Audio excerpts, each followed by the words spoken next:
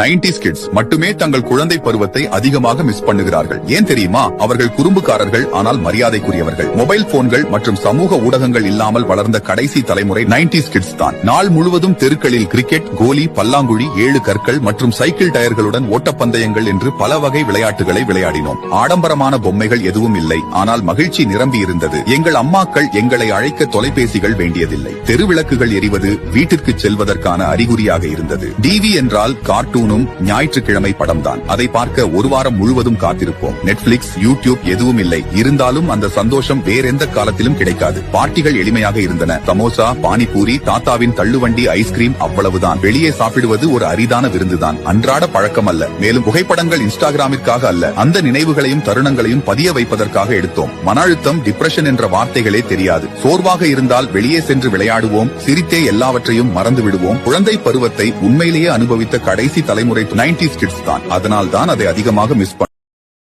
Download ShareChat.